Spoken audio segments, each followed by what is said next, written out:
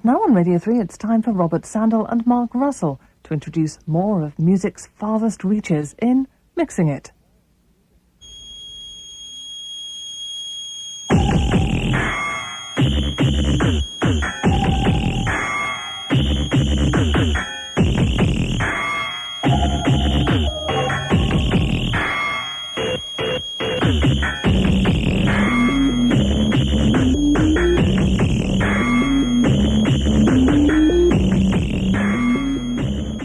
Hello, tonight we trip the light fantastic in the company of the Muscovite techno band Species of Fishes, Greek composer Iannis Xenakis, German ambient duo Oval, the Chinese singer Dadawa, and the Belgian absurdist Moondog Jr.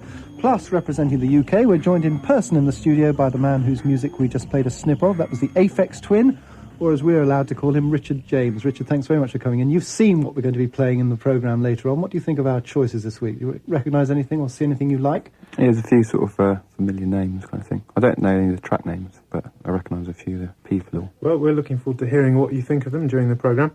But to start with, it seems like only yesterday when we played a track from the latest album by those three improvising lads from Manchester, Hausen and Walkman.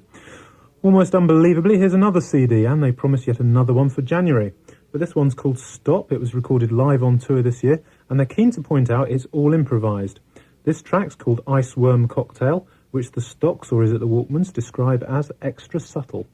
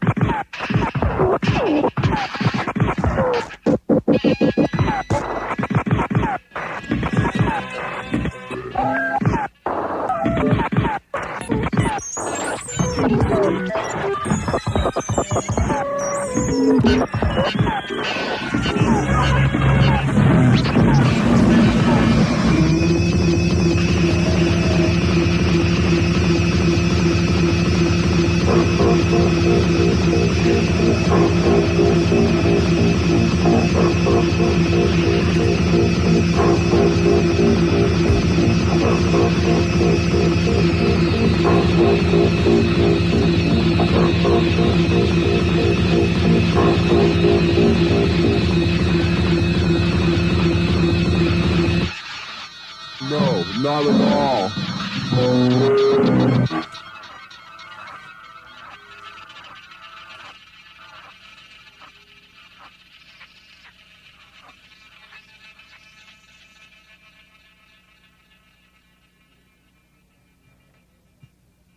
Oh dear, more trouble down at the amusement arcade. That was Stockhausen and Walkman, a track called Iceworm Cocktail from their new album Stop, and that's available on their own Hot Air label. And we'll put all the details of the label on our playlist. What did you make of that, Richard? Yeah, it's pretty sorted. It's crash bang wallop music. That's what I usually call music like that. Do you ever try stuff like that? Yeah, I did when I was younger with delay pedals and tapes and stuff. What about improvisation? I know you play live. Do you improvise any of your stuff? Yeah, it's split into about half at the moment, going into the studio just mucking about and not really knowing what I'm going to come out with, and the other half is sort of knowing exactly what I'm going to do, sort of song-wise and stuff. And would your improvised stuff come out anything like that? I probably would have done, say, 6 years ago or something. So this is young person's music? I think so, yeah. Interesting to see what the Stocks have to say about that. Anyway, a regular listener, Dave Taylor, wrote in from Purbrook in Hampshire asking if we'd play some of La Légende d'Ear, or The Legend of Ear, which is an electroacoustic piece by the Greek composer Iannis Xenakis. Well, always keen to oblige, as we say. In fact, I hadn't heard this piece before, so I was very pleased to get the opportunity to sit down with it. And what can I tell you? Well, it's an extremely intense but involving listen. It's a single 46-minute piece, although it's broken up into discernible coloristic sections. and it was originally conceived to accompany the opening of the square outside the Pompidou Centre in Paris. This was in 1978, and Xenakis wrote it on 8 different tape tracks between 1977 and 78. He actually trained as an architect, and mathematically devised construction in his music is extremely important to him. And when I was listening to it, I was aware of how well the sections all flowed into each other. So we're going to pick up on the piece somewhere near the middle. This is an extract of La Légende by Iannis Xenakis.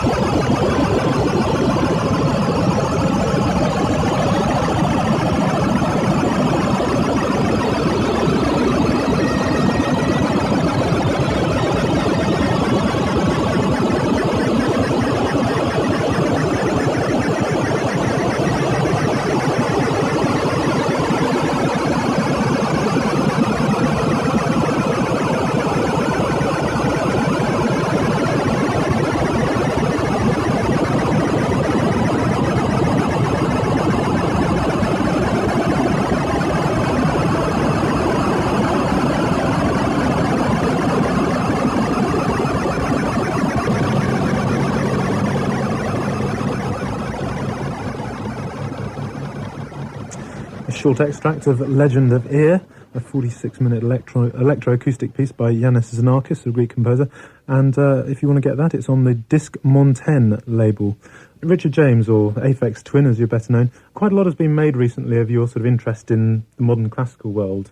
The Music Machine got Karl-Heinz Stockhausen to listen to some of your music. Are you actually interested in contemporary classical music? Yeah, and that was really wicked. I really enjoyed that. I'm a sort of big fan of scraping noises and stuff at the beginning. It's really good. It must have been a right laugh if they actually used that for the opening of that building. Well, actually, I think he didn't get it ready in time. I think it had to be delayed. But I mean, it's quite a long time ago, 77 to 78, to be coming up with sounds like that. I mean, when you listen to things like that, do you put them in a historical perspective? Do you think of how? I wonder how he did that. Yeah, but it reminded me a bit of Forbidden Planet a little bit, and that was done in the 50s, and that's better than that, I think, for sort of electronic-y type sounds. What's Forbidden Planet? A film, and it's all electronic, total electronic score. So it's not that good for the time, I don't reckon, in a historical sort of way, but it is really good. So what about the business with Stockhausen recently? What did you make of all that? Well, I was just sort of game to sort of, I don't know what the sort of programme was, what they wanted to do kind of thing, but I was sort of, into it. I suppose the idea was that lots of people like yourself name-check people like Stockhausen and contemporary classical composers, and they wanted to see what people like Stockhausen thought of it. And do you actually know what he thought of your work? Yeah, I sort of heard a few comments and stuff, which are sort of quite funny, but sort of, it was a bit disappointing because I sort of could have predicted what he said anyway, kind of thing. What did he say? This sort of arrogant attitude kind of thing. It's just what I probably thought he'd say. You boys don't listen to me carefully enough, kind of thing. Yeah, but I didn't really, because I think they were trying to make out it was, the world of techno had been influenced by Stockhausen, and I don't think it has at all, because I don't reckon 99% of the sort of techno bods will have ever heard of him. So it seems to me the only similarity is electronic, and it sort of ends there. Yeah, it's just like a parallel bit of world, really. Now I don't think it really anything to do with techno. The interesting thing is, though, that the people who listen to your kind of music are now starting to listen to Xenakis and Stockhausen, so that's really the overlap. I think it's the interest on the part of the audience. Mm. Yeah, I mean, they're both sort of sonically interesting, I suppose, so, that's the sort of common ground for me, anyway. Now, you may remember the name Oval from the show of a couple of weeks back when Robert Hampson of Maine kept mentioning it, and here it comes again. Oval are a German electronic duo of the ambient persuasion whose armoury of techniques they list as CD sabotage, improper use of MIDI, hardware criticism and frequency politics. And this orally translates into a sound which is sculpturally precise but abrasive at the same time. Uneasy listening jazz is the category Oval nominate for it. See what you think. From their 1994 album Systemisch, this is The Politics of Digital Audio.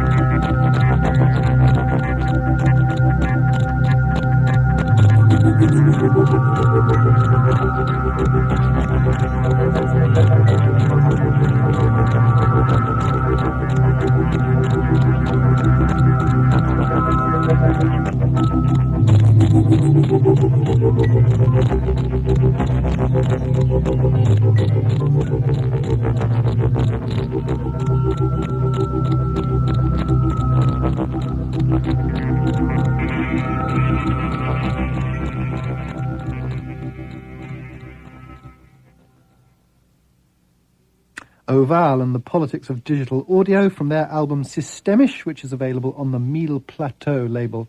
Any comments on that one, Richard? Do you recognise them as competition? Yeah, I'm quite a fan of them, actually. I think ever since their first album, because they just skip through loads of tracks off Ambient Works 2, like on the CD player or whatever. They're skipping through your CD? On the first one, yeah, it's just practically the whole of Selected Ambient Works 2, which is, yeah, I really liked it. I can never work out if they were actually sort of giving me a compliment or whether they were saying that this is a load of rubbish, so we're just going to skip all the way through it. And... Did they send you a cheque? No, I didn't want one. I just really enjoyed it. It's really good. Right, the next track, Yona-Kit, is Japanese for Joe Noel, and it's also the name of the group we're about to hear. This group's a one-off collaboration, and if I had to classify their sound, I'd probably describe it as something like speed abstract metal. Guitarist and shouter KK Null is joined by fellow Japanese singer Yasuko Onuki from Melt Bananas. Of course you've heard of Melt Bananas, everyone's heard of them, haven't they, Robert? Now, the rhythm section is American, with the experimental guitarist and former Mixing It sessioneer Jim O'Rourke making his trademark unusual fretboard noises. And the whole thing is given a hefty left-field rock sheen by producer Steve Albini, who's also worked with Nirvana and PJ Harvey, amongst many others. So this is the first blasting track from the album, and it's called Franken-Bitch.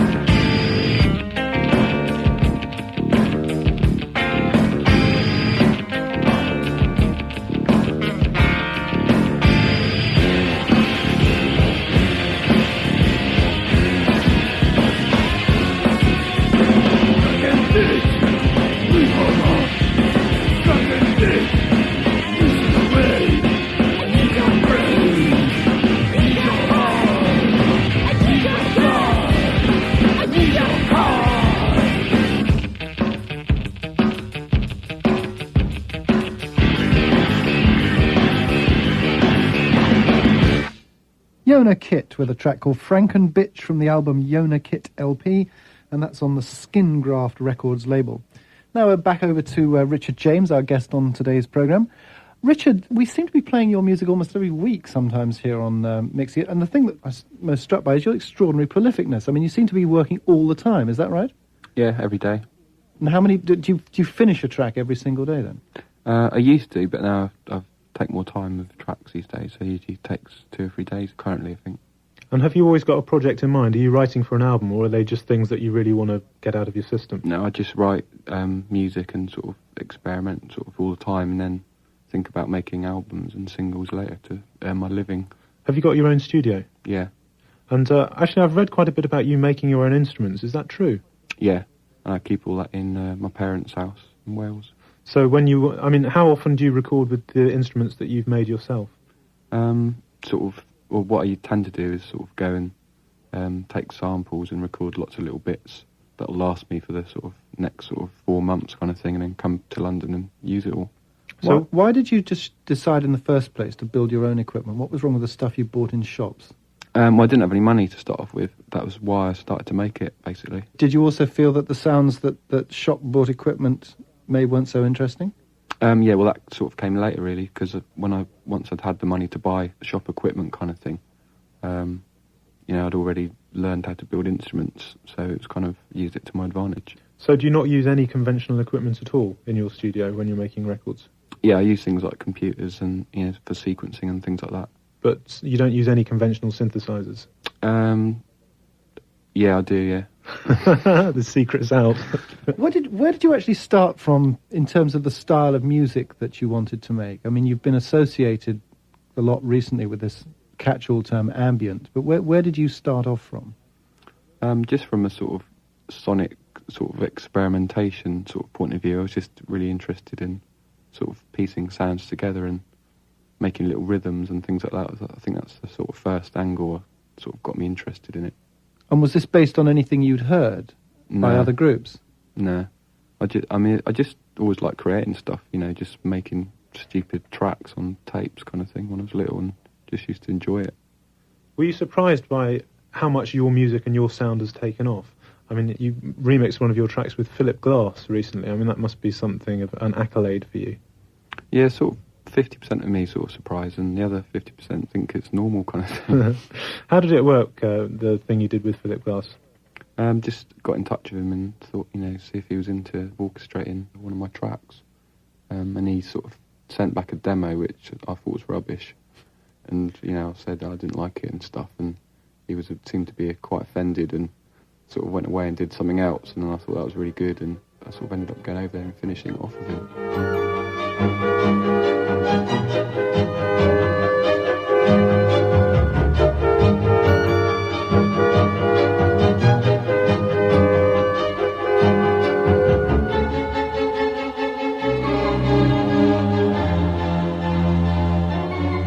Sounds like a big orchestra.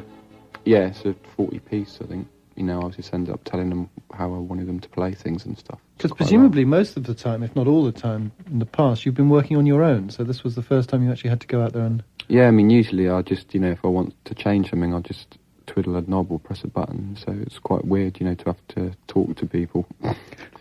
What about soundtracks? Are you interested in doing those? Yeah, I sort of had a few and done a few things, but they've all been turned down. It's pretty difficult to write for Hollywood, really, if you've got a sort of no compromise kind of attitude. And you've kept that attitude when you've been working on big films, have you? Yeah, and it's really difficult. They just treat you like as total sort of object kind of thing, and it's very difficult to sort of work to their sort of standards kind of thing. Now, you are doing something live at the Festival Hall in December, aren't you? Are you playing live to a film? Yeah, hopefully, yeah. Hopefully. Because you were supposed to do it last month, and what went wrong there? They asked me if I wanted to do it, and I said yeah, and they sort of took 9 weeks to send me the videos, and they sent it 5 days before the show kind of thing, so I didn't really have time to do it. One of the things I've always remarked on when I've listened to, well, not all your music, but a lot of your music, you're very fond of using harsh sounds, almost sounds taken to the point of distortion. Is that to do with your equipment, or is that a particular interest? It gives a track a lot of energy if you distort something. you know, I like tracks with energy in them, I suppose. So I suppose it's just aggressive, and I like that in music. You've got a new EP. Yeah, it's out already, I think. Hangable Auto Bulb. Yeah. Talk to us about this one. It's just jungle-ish kind of thing, and inspired sort of... You like jungle? Yeah, only about 1% of it, though. The rest of it's still rubbish, but the 1% of it at the moment is really, really interesting. What has that 1% got that you like? I'd just get into it from a sort of rhythm point of view, and just really sort of anal, intricate, sort of programmed rhythms. That's why I like it. And tell us about the track we're going to hear, Children Talking. It's mainly inspired by my mate, Luke Vibert, and the sort of jungle tracks that he's been doing. That's about the first thing that's inspired me that's sort of modern for about 5 years, I think. Mashed potatoes.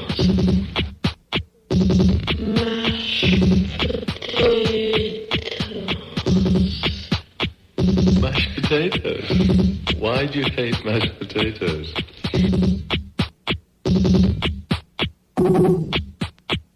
Mashed potatoes.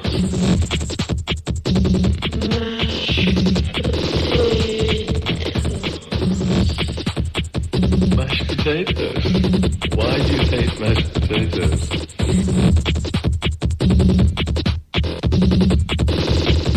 Mashed potatoes.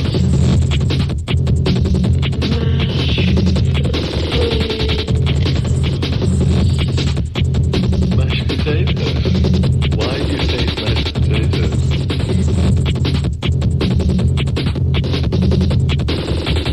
Mashed potatoes. Mashed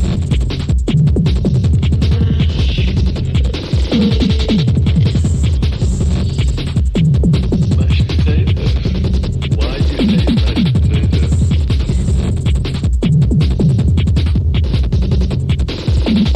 Mashed potatoes.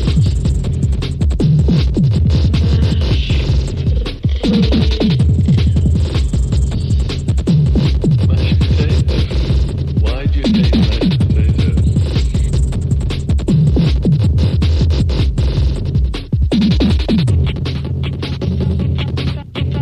If I'm chasing him and he escapes from me, the madness keeps on until I get him later on in day.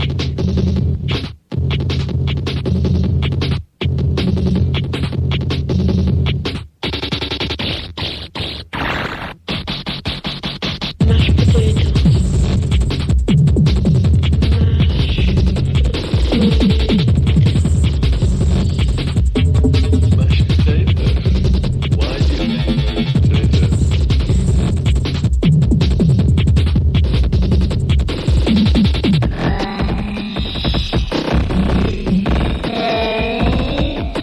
potatoes?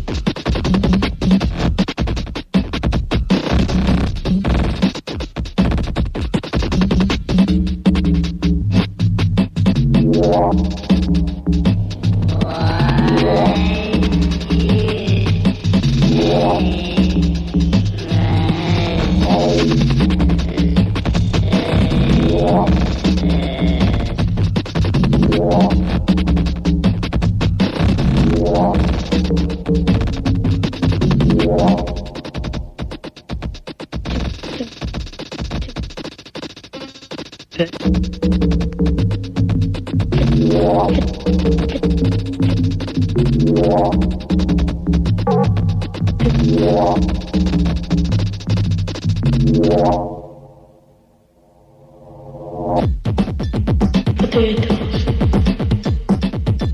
Potatoes. Potatoes. Potatoes. Potatoes. Mashed potatoes.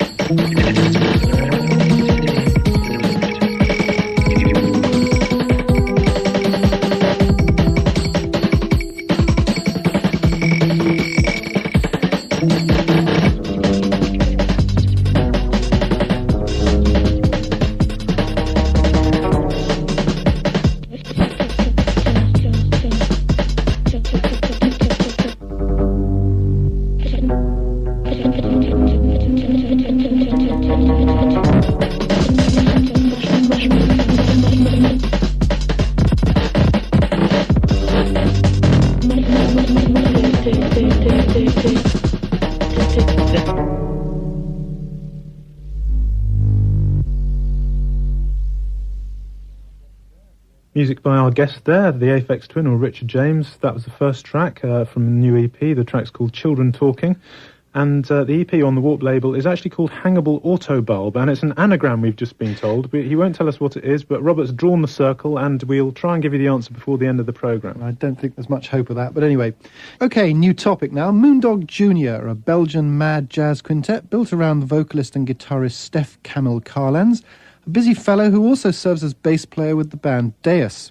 What I like about Moondog Jr. is their anarchic sense of humour, which is revealed in their freewheeling attitude to ensemble playing, and also in the ridiculous titles they dream up. Take their new album, for instance, Every Day I Wear a Greasy Black Feather on My Hat. Well, it's hard to resist playing things with names like that, so here's a slice of it. This is Love 609.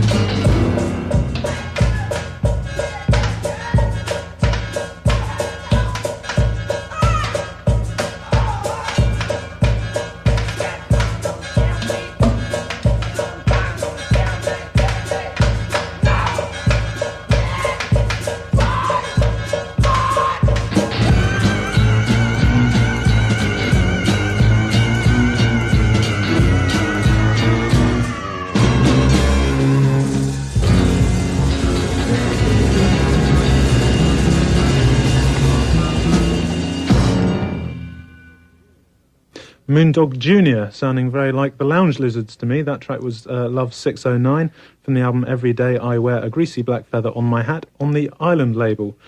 Richard James, does jazz hold any interest for you? Oh, yeah. It doesn't really sound like jazz to me, that. It sounds more like rock. Did it? But, yeah, it's all right. I'd get into it if I was drunk, I think. Music like that. Sounds like they were drunk and they were getting into it. Right, a few weeks back we played a track by James Young, and he'd been in Moscow for some months writing a piece called Last Train to Taganskaya, which was featured in Radio 3's Between the Ears series. He remixed a track from this and we played it. Well, the band that he hooked up with and worked with in Moscow was called Species of Fish, and we've just got hold of their latest album, Songs of a Dumb World. In fact, it's their first release outside Russia, and it's well worth getting hold of. And this track's called Numb World.